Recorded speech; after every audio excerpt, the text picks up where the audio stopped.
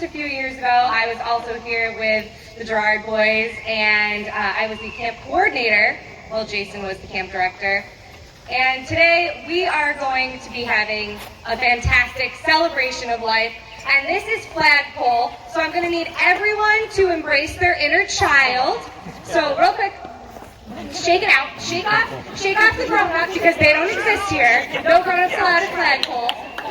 And we are about to really embrace our inner 8-year-old and enjoy flagpole the way that Daniel did while he was here.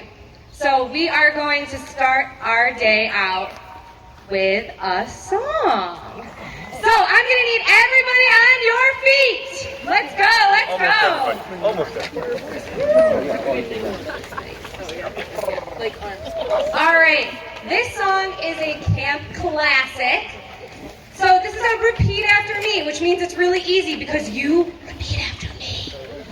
The words are also in the program. We are starting with Tarzan today. So, to get this going, this is a repeat after me song! This is a repeat after me song! Lame. We wake up Bayview. We wake up everyone around here. So, this is a repeat after me song! This is a repeat after me song! This is a do as I do song! This is a do as I do song! Only 3 of you. I'm telling you, we have to get there, people. 8-year-olds, embrace it, embrace it. Okay, this is a do as I do song! This is a do as I do song! Tarzan! Tarzan! Swinging on a rubber band! Swinging on a rubber band! Tarzan! Tarzan! Crashed into a frying pan! Crashed into a frying pan! Ooh, that hurts! Ooh, that hurts! That Tarzan has That Tarzan has tan! tan! And I hope it doesn't peel! And I hope it doesn't peel! Like a banana! Like a banana! Jane! Jane Was flying in an airplane! was flying in an airplane. Jane! Jane Crashed into a freeway lane! crashed into a freeway lane. Oh, that hurts! Ooh, that hurts. Now Jane has a pain! Now Jane has a pain. And Tarzan has a tan! And Tarzan has a tan. And I hope it doesn't peel! And I hope it doesn't peel. Like a banana! Like a banana. Cheetah Cheetah was dancing to the beat time! was dancing to the beat time.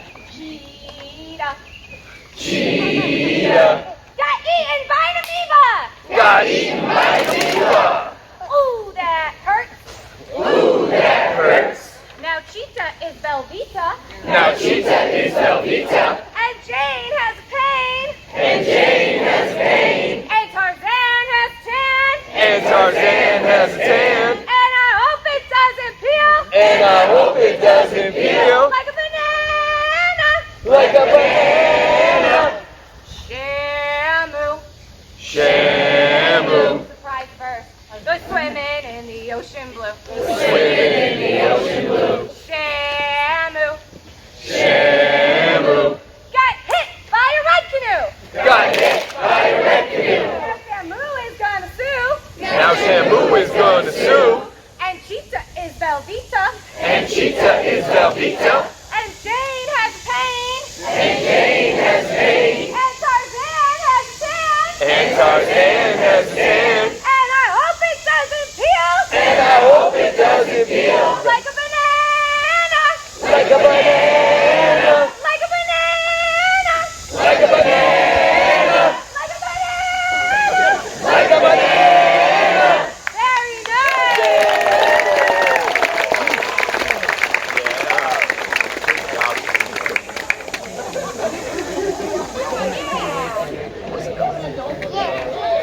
Again. Lucky Mama knows the words. Okay, it's working. I just wanted to make sure. That was really good. We got there. We got there. I'm impressed a little bit. That was good energy. Now let's keep that and add a little bit more for the next song, okay? Can we all handle that? That wasn't enthusiastic. Can we all handle that? Thank you. That felt really good. Thank you for the energy. Now I'm going to pass it off to Laura Fasano. She is the executive director here at the Bayview Family YMCA. And I'm not doing the song. All get a break. So you can go ahead and take a seat. We'll have you stand back up in just a minute. I said to the camp staff this year, I can't sing the Girl Scout camp songs that I used to because now they're inappropriate. So we won't be singing any songs. So I just want to take a quick moment to thank everybody for coming. On January 1st, Wendy sent me an email telling me what happened and it had 2 requests. First request is the flagpole could be dedicated to Daniel and if we could have an event here for celebration of life. And of course, in true Y fashion, sure, we can do anything you want. Do I check with anybody at the association office? No. The next day, I'm like, I better check with everybody that I'm promised all with this stuff. And in true Y fashion, everyone stepped up and we land here today with the last 6 months of preparing for this. So first I want to talk about the flagpole. So we have a wonderful volunteer who is here today, Bill Sowers. Bill, give a little wave. Bill's been on our corporate board and has kind of overseen all the branch board chairs for a very long time. And when he heard what had happened, he took this all upon himself and designed it, did all the work for it, got everything donated for it. So I don't think this is what Wendy and the family envisioned, but this is what we do at the Y. So Bill, thank you very much on behalf of everybody. And it was so funny, yesterday when Nolan's came to set everything up, some of the camp staff, newer camp staff goes, what's going on here? And I said, oh, we're getting ready for the celebration of life for the young man down at the flagpole, and they knew exactly what we were talking about. So now this will become a focal point. It always has been a focal point, but it will be a bigger focal point moving forward. So we're very happy that this will always be here. The second thing she asked about was a campership fund for kids to come to camp. And the initial donation from probably a lot of you sitting here was $15,000. I had said to Wendy, you know, if we get to 25,000, it can be endowed. And so we got to that 25,000, and it's actually called the Daniel Gerard Campership Scholarship Fund. And so,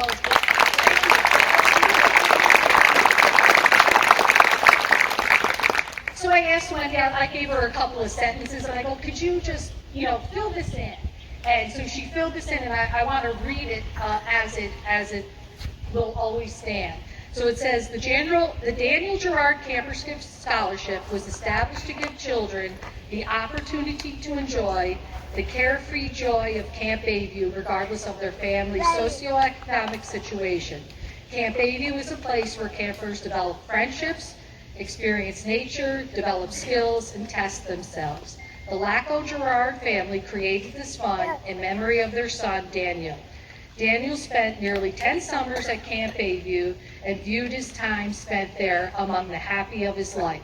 He came home from camp every day covered in mud and exhausted, exactly how a good kid should be. This fund will enable all to have that same opportunity. And when Wendy wrote that and sent it back, I'm like, that is a woman after my own heart, because my children came here the same time all of these guys came here, and I would always say, you're dirty and you're tired, you're good. So, and now that I stand out in the morning, and as nervous mothers drop their kids off, I use what Wendy and I said, if they come home dirty and tired, you know it's a good day. So thank you everybody for coming and supporting, and we look forward to having more kids come experience Camp Bayview as a result of the Campership Fund. So thank you.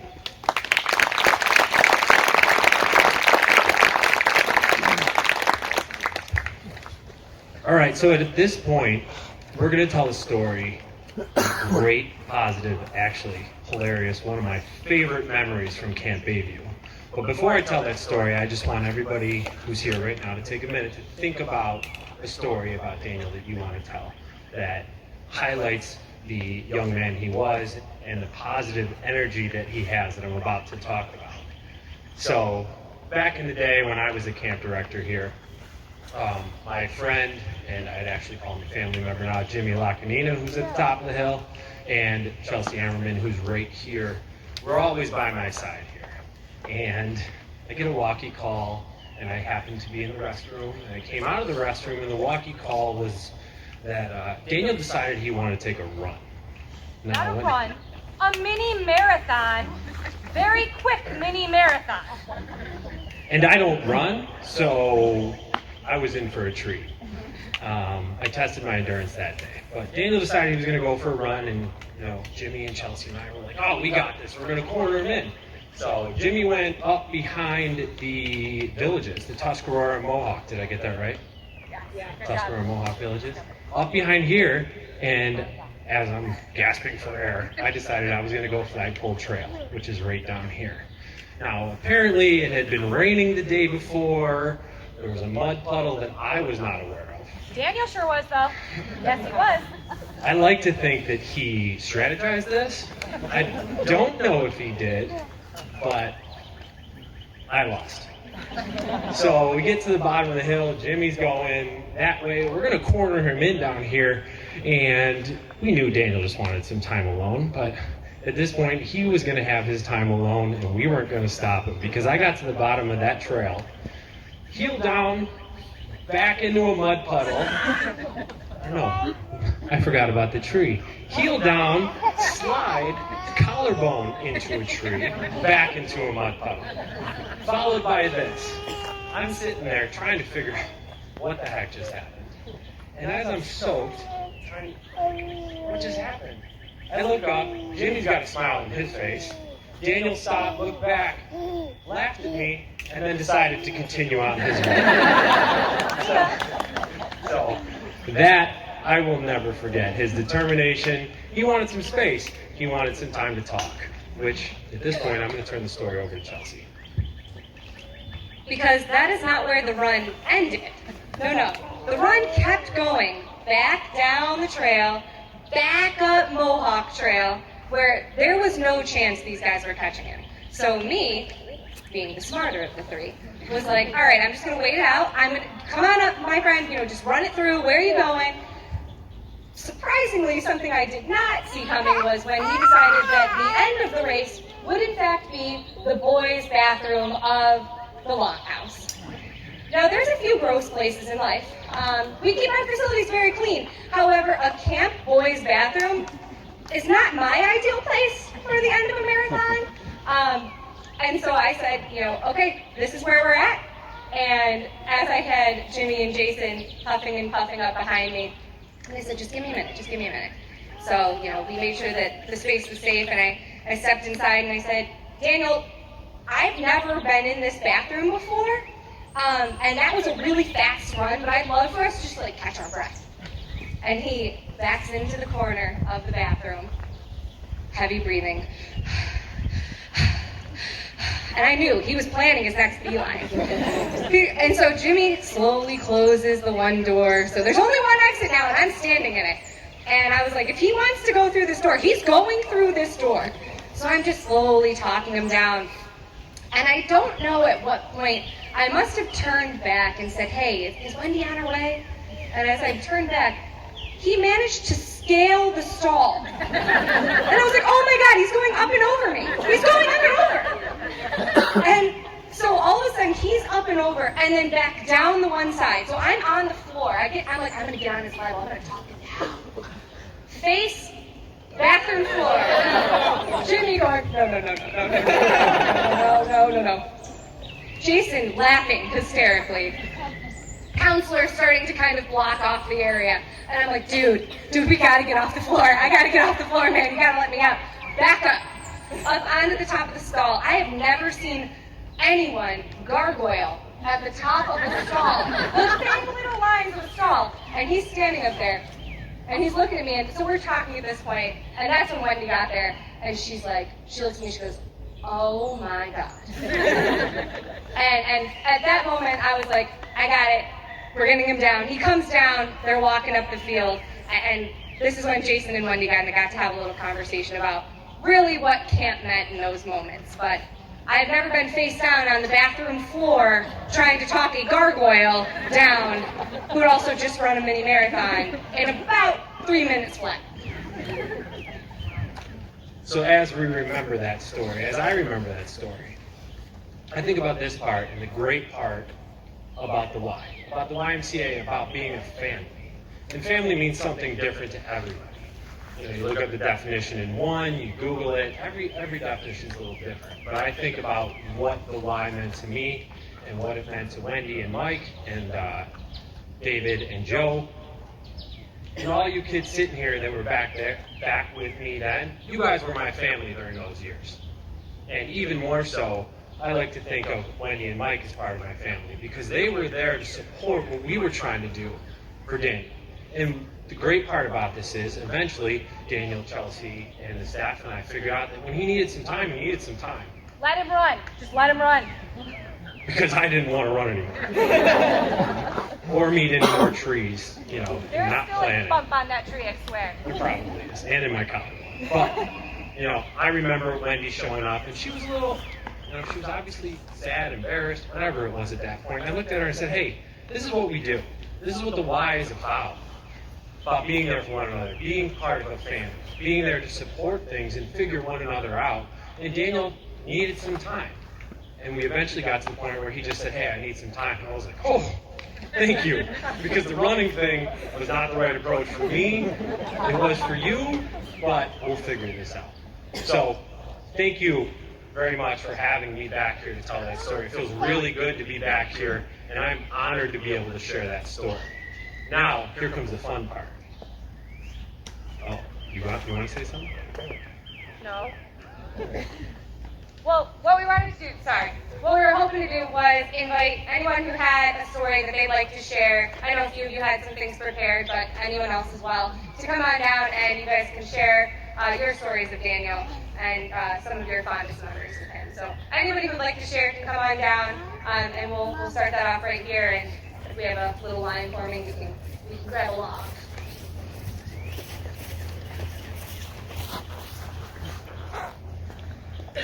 What I pull after we share is a couple different ways. We can spirit fingers, sending love and positive energy. Spirit fingers right to the person. So we're going to start you off with a little spirit finger right here. Here we go. That's right. They're wiggly wiggly. They're fun, right? Okay. Here we go. Hi, my name is Linda Mortis, and our son is Daniel Mortis. And Daniel Mortis and Daniel Gerard were very good friends. They spent a lot of time here in the Gaga pit. I'm sorry, this is hard for me. But before that, they started at daycare. They met when they were 2. And Daniel Gerard was our Daniel's very first friend. And our Daniel was extremely shy, and he didn't talk. And as a parent, you always worry that your kid is going to be okay. And that's when Daniel Gerard extended and gave of himself and became Daniel's friend. And they were forever known as Daniel G and Daniel M. So much so, Wendy and I used to laugh whenever we would get Mother's Day cards. They were signed, Love Daniel M. or Love Daniel G. And I just had to remember myself, and I want to share with you that no matter how brief our time is here, that we never know what piece of us that we leave behind or what other life that we touch. Because I am sure that Daniel M. would be different if it had not been for Daniel G. And so I wanted to thank you, Daniel, and may God bless you, and may your heavenly eye always be on Daniel M. Thank you.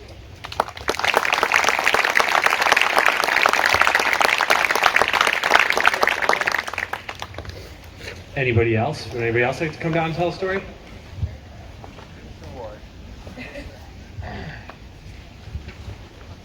So, I'm going to start off my story with a little background about how me and Daniel G met. It's honestly one of my mom's favorite stories to tell. about us, and it starts before a time either of us could ever remember because I was 5 months old and he was 3 months old. And we had 2 full-time working parents, lucky enough for us, because we got to go to daycare or preschool at such a young age and start a friendship that became a brotherhood very quickly. And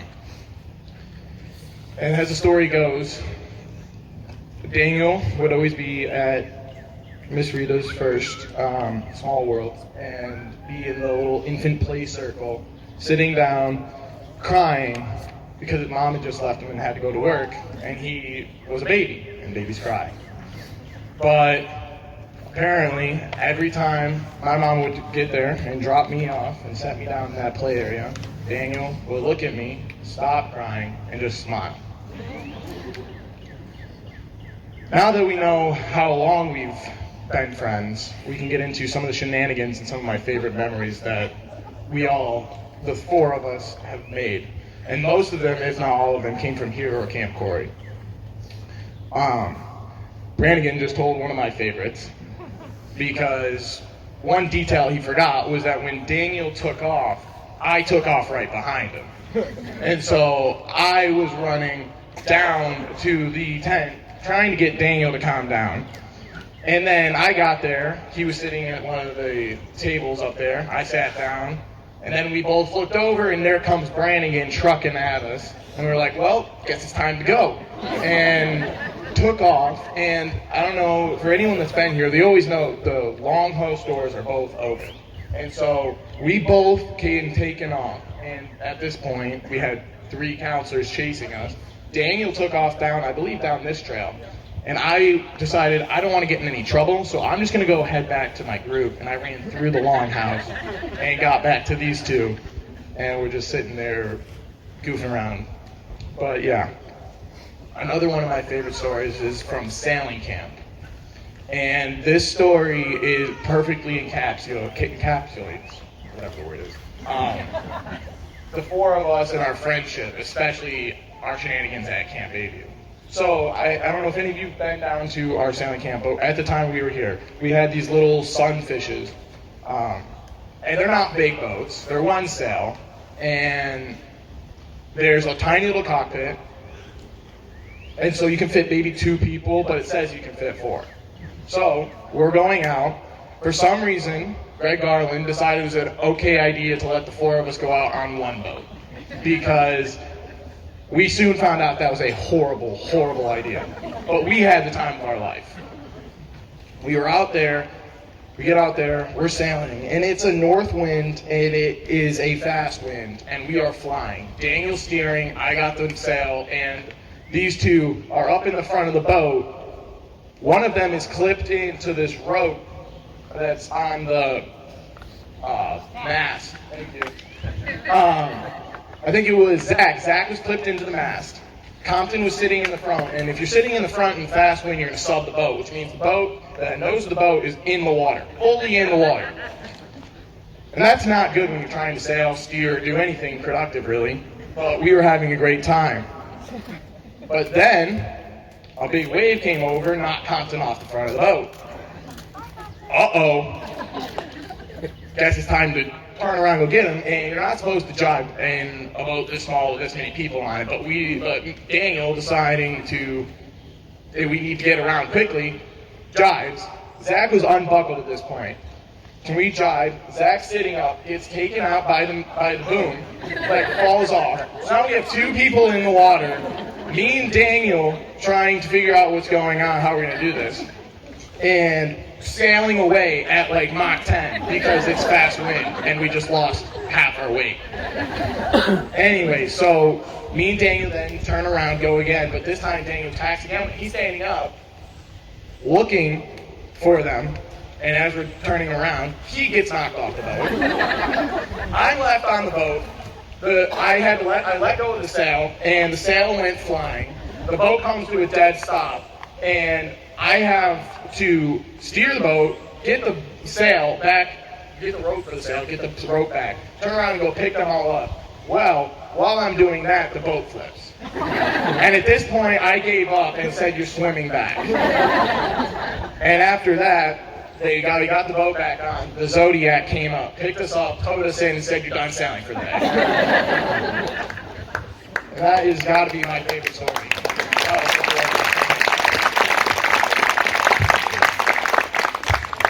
I'd like to say I don't think that we were in charge of camp at that point. Anyone else who'd like to come on down?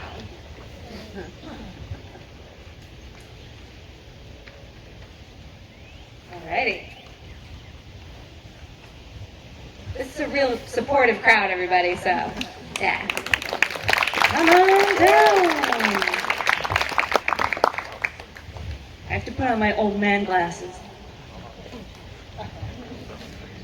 Good morning. I'm Kim Lacko, and I'm Mike and Wendy's sister-in-law. And I'm going to read a few stories about Daniel's time in Utah as written by his dad. Daniel was quirky, and sometimes he just saw things differently than those around him, like when he got his driver's license. So in Utah, you can take driver's ed at 15. So on his 16th birthday, he went to get his official license. Daniel didn't like his first ID because his smile was too big. Apparently, he thought an official document like an ID should have a very serious-looking person on it. So he actually went back into the DMV, and if you've ever been to the DMV, nobody wants to go back into the DMV. He went back into the DMV, got in line all over again so he could get a new ID taken when he wasn't smiling. So his second license photo sported Daniel's very best impression of the "hey, you kids, get off my lawn" face. Daniel was introverted. But a lot of people didn't know that because he was very skilled at casual conversation. The kind you have when you pass someone in the hallway at work or at school. So one time, Daniel and Mike were at Culver's for dinner. Actually, Daniel had recently started driving, so he wanted to take his own car and they would meet there. He was already seated by the time Mike arrived. When Mike sat down, Daniel said, "So something really weird just happened." He explained that he'd gone up to the counter and ordered his food, buffalo chicken tenders with extra buffalo sauce on the side, large fries, large Sprite. The store manager happened to be at the register, and after chatting with Daniel for a few minutes, the manager told Daniel that he really just admired his relaxed personality. Then he offered Daniel a job. And while that's probably the greatest interview story ever, it's also a really perfect example of the way Daniel could quietly but genuinely impact people. So during the pandemic, Utah was shut down like the rest of the country. Daniel's classes went online. He got a little stir-crazy sitting in the house all day. And that's when he really started to love open road driving. He began to make a nightly loop from their house to Park City, then to the airport, and then to back home. It's about a 2.5-hour route through 2 steep mountain passes out into a really remote area, and then 40 miles of 70-mile-an-hour highway. He would typically come back around 1:30 or 2 a.m., and fortunately, his dad's a night owl and didn't mind staying up to make sure that he got home okay. Sometimes they'd talk about the drive, but more important and more often than not, Daniel would just say, "Hey," and then go to bed. Daniel even enjoyed the drive back to New York, and he did that once by himself. That total drive is about 30 hours. He made it in a little over 36 by stopping a few times at rest stops and napping in the back seat of the car. About a month later, he decided to drive back to Utah, but this time he took a leisurely 4 days, stopping at Indianapolis, St. Louis, Kansas City. But after those trips, he always kept a pillow in the back seat just in case. Over time, Daniel shared his goal of wanting to join the Marines. He finished high school a year early and started college when he was 16. He went to Utah Valley University that summer, but he learned that the University of Utah had a naval ROTC program. So Daniel applied there for the fall semester, only 3 weeks before classes started, and somehow he got himself accepted and was even able to get into most of the courses he wanted. Intro to Naval Science, of course, psychology as a science and profession, social psychology, and quantitative reasoning. However, at some point, he just decided he couldn't wait another 3 years to finish college. So Daniel enlisted in the Marines right after he turned 18. Daniel was quirky and introverted and maybe self-conscious about his smile. He was great at casual conversation, landed jobs he didn't even apply for, and enjoyed being alone on long road trips. Daniel saw things differently from those around him.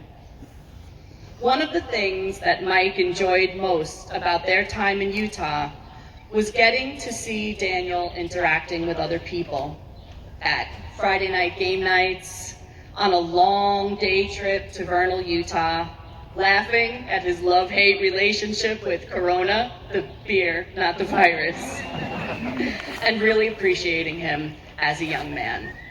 Thank you very much.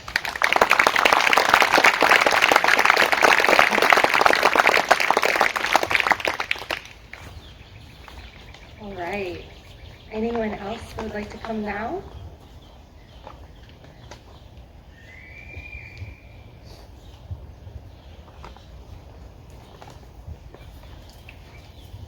You have to weave all the way through. It's a maze. You have to leap high. There you go. Right.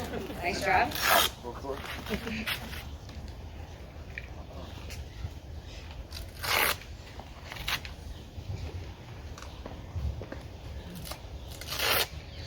I'm not very good at speaking in front of a bunch of people, so I took some notes, so bear with me. I had the opportunity of getting to know Daniel while he was out in Utah. That's where I live. I worked with him a little bit at Telos, the program he was in, and then I was able to be his live coach for a while after he graduated from Telos. But I don't know if I'd even call it that, because to me, Daniel was just a really good friend. I come from a family of 10 kids, and he honestly just felt like another brother, one of my brothers and siblings. I loved spending time with him. I can't even count how many times we went out to eat and he got his buffalo wings with extra buffalo sauce. I would be like, oh, where do you want to go eat? And always in my mind I would think, oh, maybe he'll suggest something different today, but it was always Dairy Queen or somewhere that had buffalo wings, so I think I always knew. So it was kind of interesting getting here. I felt like I was pretty responsible, booked my tickets a couple weeks in advance. And then I was at the airport yesterday and there was a malfunction with the plane, so it got postponed. And then the flight wasn't going to leave until like 6. The transferring flight wasn't going to get me here in time. There was just a whole mess. It was pretty disheartening. I was like, oh, this isn't going to work. So I was messaging Lindy throughout the ordeal, just kind of like talking about it. And she was just like, oh, this is Daniel's way of messing with you. And I was like, yeah, that sounds about right. Anyway, with a little help from them, I was able to make it out, obviously. And funny enough, when I was picked up from the airport by my Uber driver, his name was Daniel. And I was just like, well, yeah, it was him. You know, it just felt all surreal and just like it, made sense. I have a few stories. I won't take up too much time, but one of my favorite stories of Daniel, he got this shirt custom made. And I didn't know what it was. I didn't know anything about it. I remember he just reached out to me and he's like, hey, I have an extra shirt. They sent me a couple sizes too big. I think it would fit you. It probably won't fit me. I'm waiting for them to send me another. He's like, do you want it? I didn't really know what it was. I was just like, yeah, sure. Like, cool. So we went out for a little meeting, got some lunch, and he brings the shirt, and it said, It's okay to be a straight, white, conservative male. It had a picture of a gun and an American flag on it. And he's like, well, try it on. And I was like, it's not going to work. I was like, I don't know if this is the best thing to wear to work. You know, some people, anyway. But I just thought it was an awesome sentiment. I even thought about wearing it today, but I was like, maybe not. Which I guess leads me into my last story, and I'll quit talking to you guys. But this shirt that I'm wearing right now was from a concert that I actually went to with Daniel. Anyone that knows him knows that his favorite band was Breaking Benjamin. I don't know if he'd ever seen them before. I don't think so. But he'd heard they were coming out to Utah, and they were going to do a performance. And I remember he asked me, hey, do you want to go with me to this concert? And I saw that Chevelle was going to be playing with them, and Chevelle's a band that I liked in high school. So I was like, oh, yeah, I'll go. Chevelle's going to be there, yeah, like, awesome. So we went to the concert, and I've never seen Daniel so animated, screaming like a little girl next to me. I love you, Benjamin Burley! He was just screaming. He was going bonkers, and it was awesome. And honestly, it's probably one of my favorite memories, just seeing how much passion and life he had around that band. And you know, there were so many times that we talked about them, and you know, basically how much they meant to him. He told me about a story of a song that they sang that reminded him of his grandfather who passed away. So there was a lot of significance and meaning to him. I guess in just an ending, I don't know if this is too cheesy, but there's a song by Breaking Benjamin called Anthem of the Angels. And every time I listen to it, because now they're probably one of my favorite bands, and I listen to them a lot more often than I used to. But there's a line that just says, days go on forever, but I have not left your side. And so I just always think about that, and it reminds me of Daniel, and I know that he's here with all of us right now. And I'm appreciative and grateful for the opportunity to come and to share a little bit about that. So thank you so much.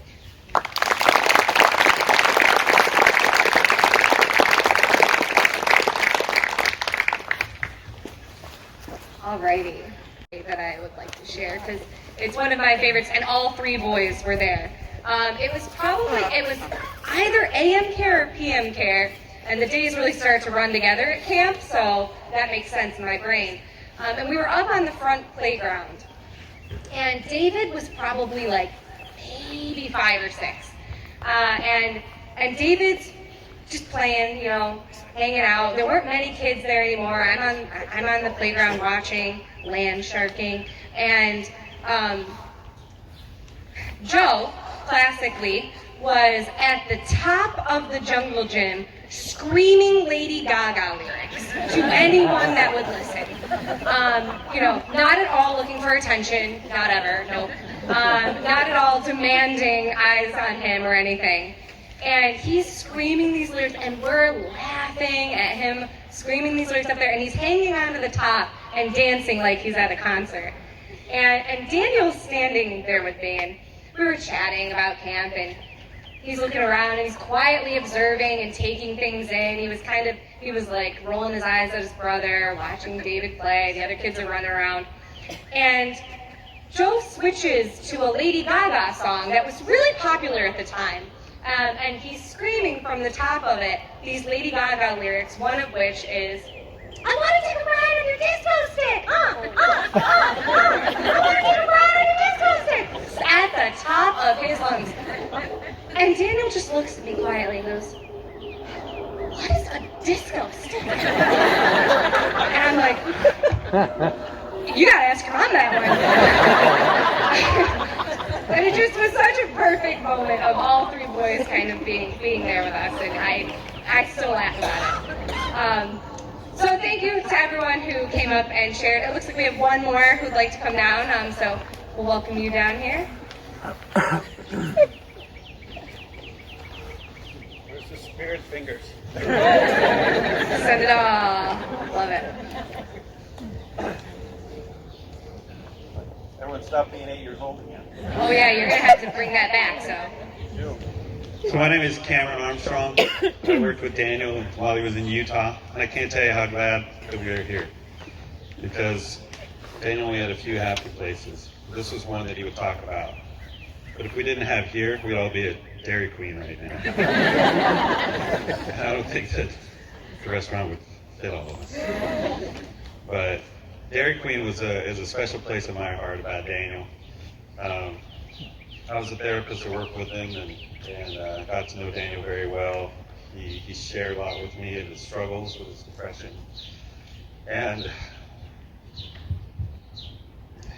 And he would sometimes just come into therapy and he would just say, "Can we just talk today?"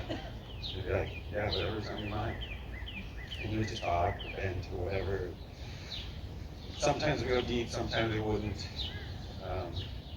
But Daniel was just someone who took it very seriously and would let me know if it wasn't working, let me know if it was. And so after he made it through the TLOS program, he went to a program working with Zach, which is called Anthem House, which is about a couple miles away, and they can work on independent living skills, and that's where he got his job at Dairy Queen. And I remember his manager put him in just the right place. He worked in the drive-through. It was a perfect thing for him because it was scripted. He didn't have to think of what to say, and just work with the customers. And one of the other therapists that worked at TLOS took his kids to get an ice cream home, and all of a sudden saw that Daniel was in the window. He's like, "Oh my gosh, Daniel, what are you doing here?" And as they were talking and stuff, Daniel forgot to give back his credit card. And Barry was his name, and he found out. He realized the next morning, he's like, "Oh, I don't have my credit card. Well, I'll just go back and get it after work the next day." Now remember, Anthem House, a couple miles away from TLOS, where Barry was working at. Barry walked in that morning, 9 o'clock in the morning, gets into his office, and his credit card's on his desk. And he was like, "Wow, Daniel took the time to make sure that he went out of his way to make sure that it got back to my office as soon as possible the next day." And he said that was one of his favorite things of Daniel. Just talk about his integrity, just like, "Oh, this is Barry's, I need to get this back to him as soon as possible." Daniel also had, as you say, he's introverted, a great observer, great comedic timing. I remember one time walking into their little team where all the boys were at, and they're all laughing so hard. The staff are laughing, the other boys are laughing. Some are on the ground. And I walk in wondering what is going on here, and there's Daniel just looking out the window. And I'm like, I know Daniel's the cause of this. Because he would just sit there and kind of listen, and then he would throw in one little comment. And it was just, because he wouldn't talk much when he did, like everyone would listen to him. And he just had everybody just rolling all the time. I remember there was one report in the night watch shift that said the boys had a hard time getting to sleep tonight because of one comment that Daniel said. They're talking about their favorite rappers and stuff like that. And this one boy said, "Well, yeah, he's the OG, he's the original gangster, And Daniel just goes, "I'm the original DG." It's just that thing that just made all the boys just roll, And then he's just laying in bed quietly, just going to sleep. He did his part. And, oh my gosh, he would just throw out those little comments, that dry sense of humor would just kill me. Because I have a very dry sense of humor as well. So we got along just fine. Daniel sometimes, though, had too high of expectations, especially when it came to his depression. There was a video that I'd like to show clients that I work with called "I Have a Black Dog, His Name is Depression." And it's about a man struggling with depression and eventually realizes it's not going to go away. And he had to learn to train it correctly, and he had to make sure that who is in charge. So at the end of the video, he says that he taught the dog a few tricks. Daniel struggled with that concept. He really wanted to go away. And he really felt like being depressed meant he was not alone. And it was something that we worked on for a long time. And I'm wearing the shirt right now that it's from Telos. The mascot of Telos is the Titans. And Daniel is a Titan. His depression is a burden. And it can be heavy, and it can hurt. And he talked about how he just wanted it to end, just wanted it to stop sometimes. But he's also the one who kept going. And I saw him console other people. He talked to them about how they could get through it.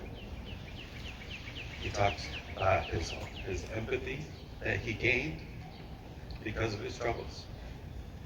And he used that for good, even outside of the YMCA. So this saying, being a light,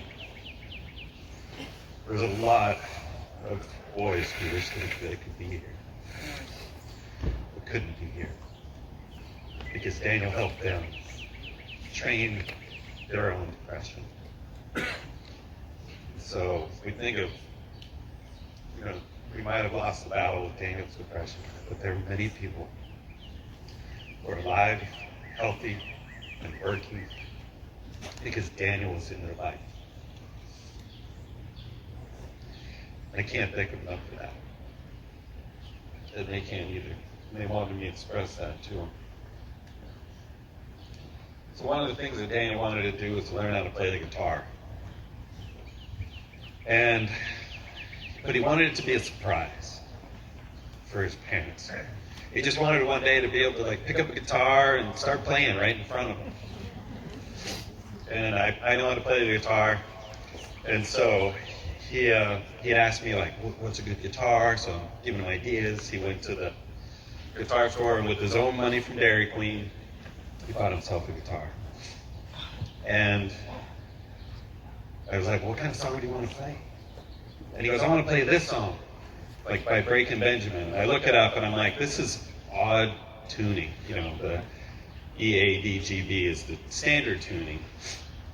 This is like Dad Gad and all these other. I'm like, dude, no, you can't. Well, how about this one? And I look it up and I'm like, look at the tuning. I'm like, no, you're not going to be able to play this song or your first song.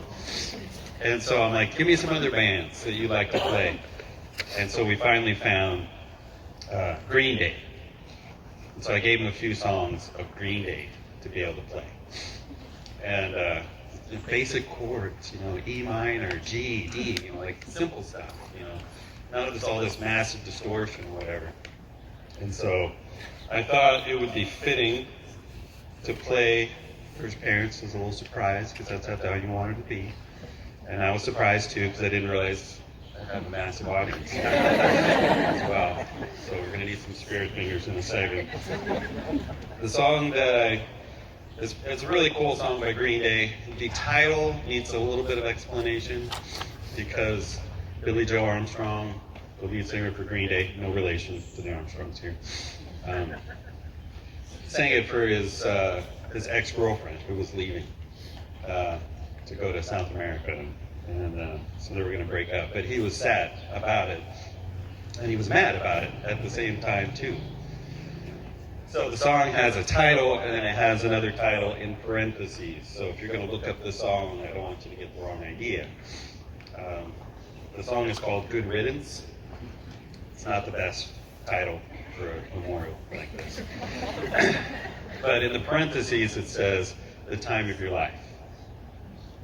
And because he's talking about how sad that she's going and how they had the time of their life and how he hopes that she continues to have the time of her life, but also that he's angry. And I think that some of us are angry that Daniel's gone, but we hope that he had the time of his life. And that was already used for Daniel and saying that they did have the time of their life. So it was very fitting. So there's no strap. So this is my daughter Lydia, my daughter Emma, who came out here with us. So one will hold the microphone and the other one will hold the phone so I can get the lyrics. Spirit fingers, come on. Okay, I think we're good.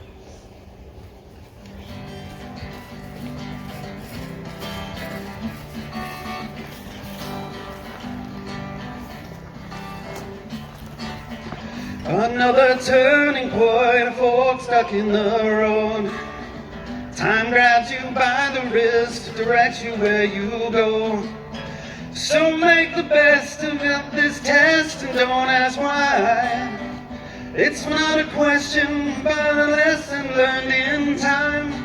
It's something unpredictable, but in the end it's fine. I hope you had the time of your life.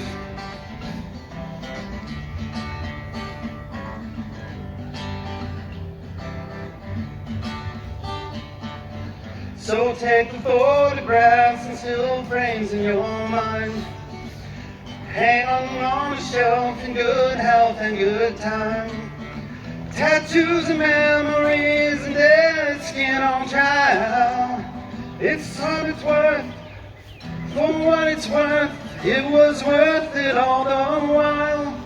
It's something unpredictable, but in the end it's right. I hope you had the time of your life.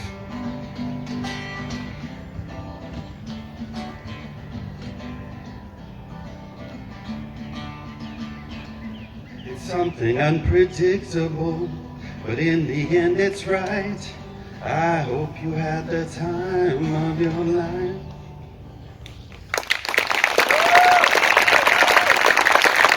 Dr. Davis, guitar.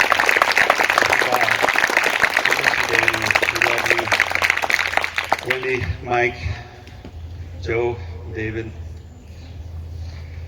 we hope you continue to have the time of your lives after this. And always remember Daniel and the light that he shined, the empathy that he had for others. We love you, Daniel.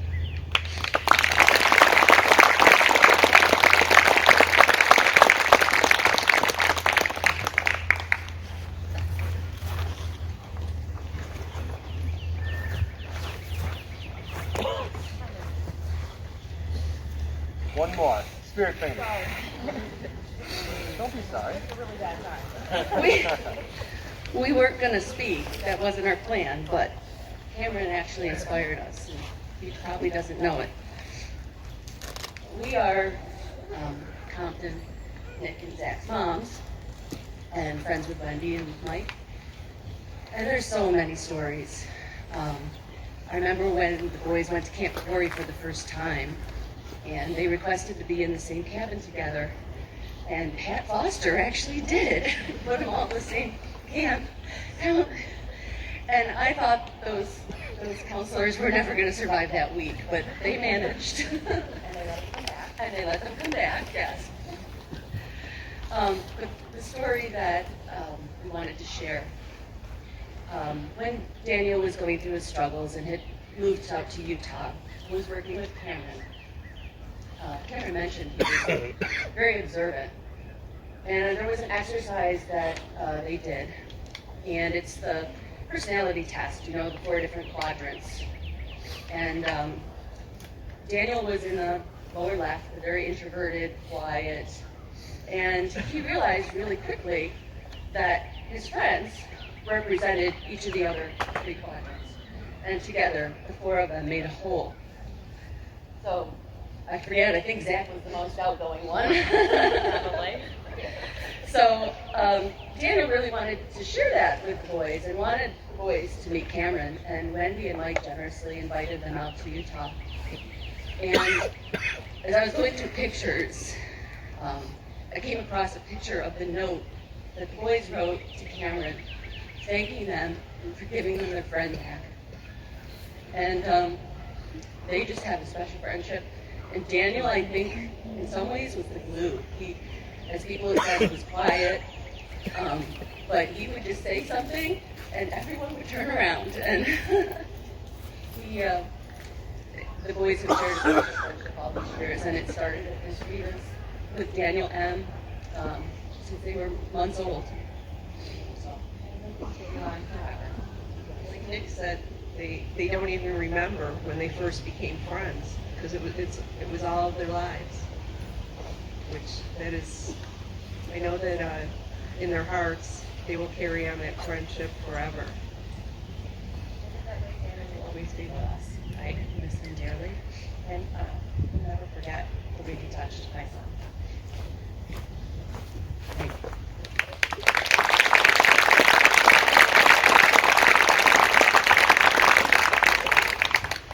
So what a great way to end these stories with these positive relationships that Daniel had and left a lasting impression on so many people here and all around the country, really.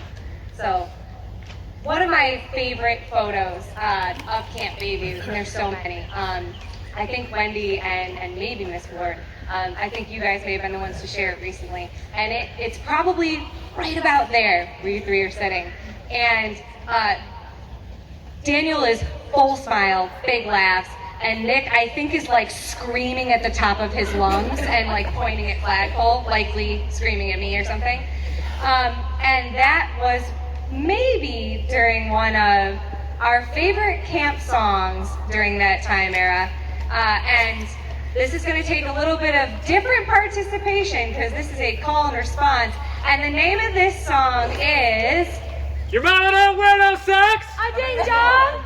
I saw her when she took them off. A ding dong. I threw them in the air. A ding dong. And they landed in Compton's hair. A ding dong, dong, dong, dong, ding dong, dong, dong, dong, ding dong. Your mama don't wear no socks? A ding dong. I saw her when she took them off. A ding dong. She threw them on the zip line. A ding dong. And they came flying in no time. A ding dong. Dong, dong, dong, ding dong, dong, dong, dong, ding dong. Your mama don't wear no socks? A ding dong. I saw her when she took them off. A ding dong. She threw them in the air. A ding dong. And they landed in Compton's hair. Dong, dong, dong, dong, ding dong, dong, dong, dong, ding dong. Got one there? They're nervous. So this is a rhyming one. Are we ready? Your mama don't wear no socks. A ding dong. No, not loud enough. I said your mama don't wear no socks. A ding dong. She threw them in the pool. A ding dong. And we said, man, that was really cool. Ding dong, dong, dong, dong, ding dong, dong, dong, dong, ding dong.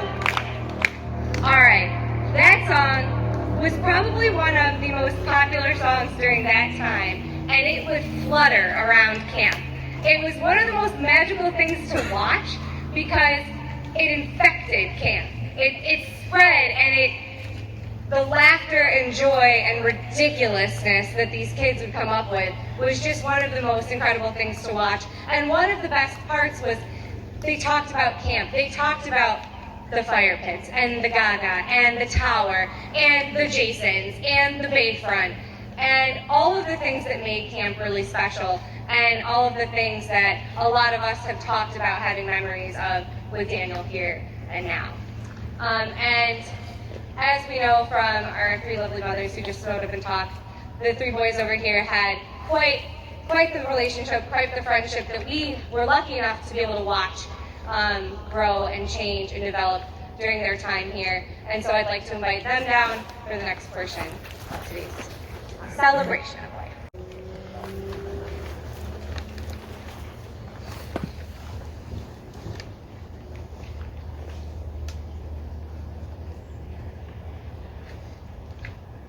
They're about to take down the flag.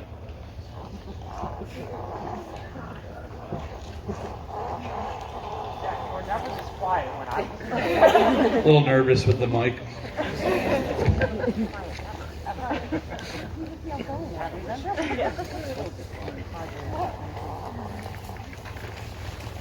Yeah, we'll invite everyone to stand.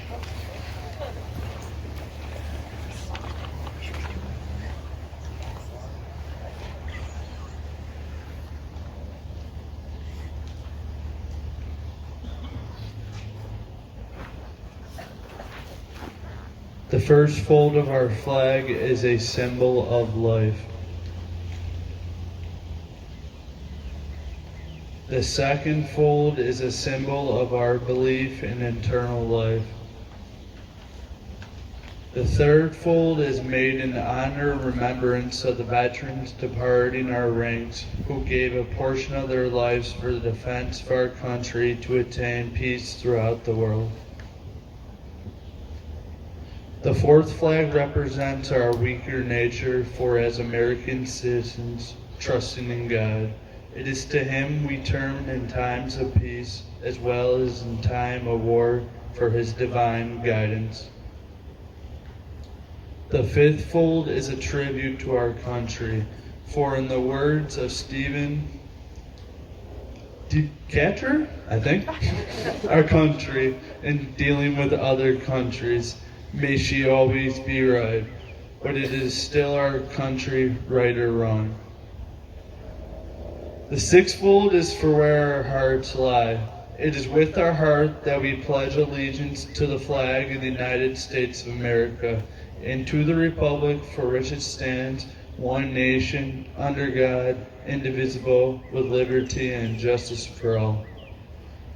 The seventh fold is a tribute to our armed forces, for it is through the armed forces that we protect our country and our flag against all her enemies, whether they be found within or without the boundaries of our republic.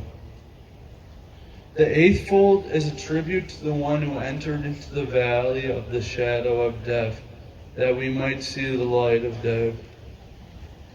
The ninth fold is a tribute to womanhood and mothers, for it has been through their faith, their love, loyalty, and devotion that the character of the men and women who have made this country great has been molded.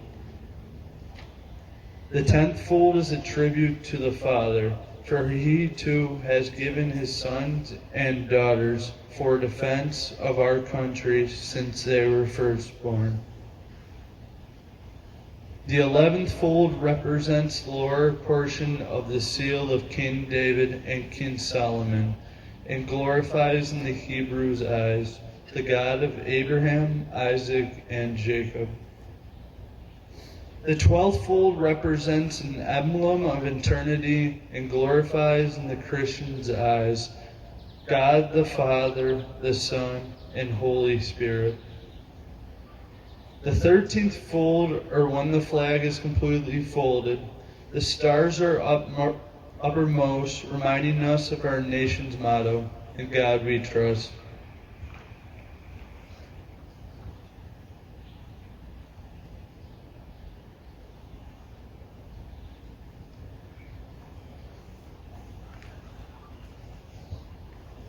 Thank you.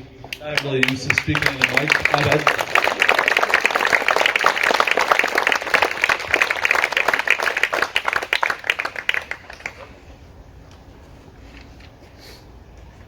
It was really good to see you guys up here again. It's been a long time. Yeah, we weren't fighting, so. Honestly, yeah, I was thinking that.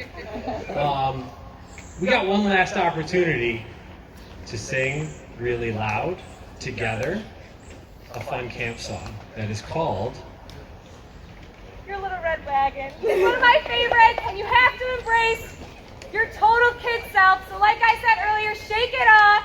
Big smiles on your face, because this is one of the happiest places for Daniel, and it's going to be one of the happiest places where we can remember him. So, here we go. This is a repeat after me song! This is a repeat after me song!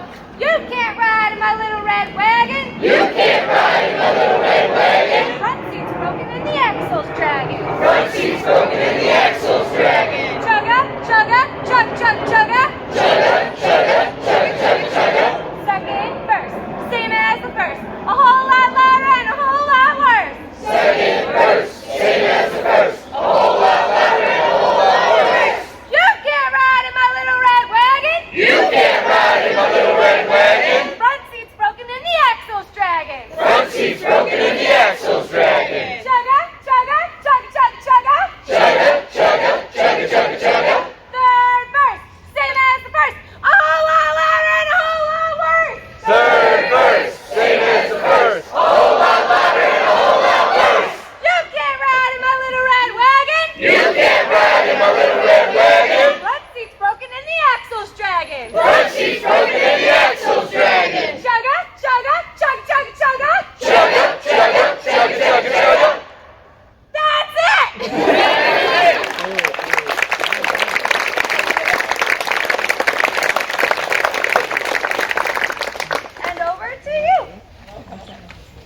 right, so again, thank you very much to everybody that came up here and shared their stories today. Thank you very much for all of you coming out to help be part of this celebration. Thank you to everybody at the Bayview YMCA for helping to put this together, and anybody else that I didn't mention, thank you. And again, a special thank you to Wendy, Mike, Joe, and David for letting us be part of this awesome celebration. And we're going to wrap up here. We do have some food, including buffalo wings. I'm sure there's extra sauce, right? But we have some food up in the tent up front, drinks, stick around, gather, chat, and have a great rest of the day. Thank you very much again for coming out.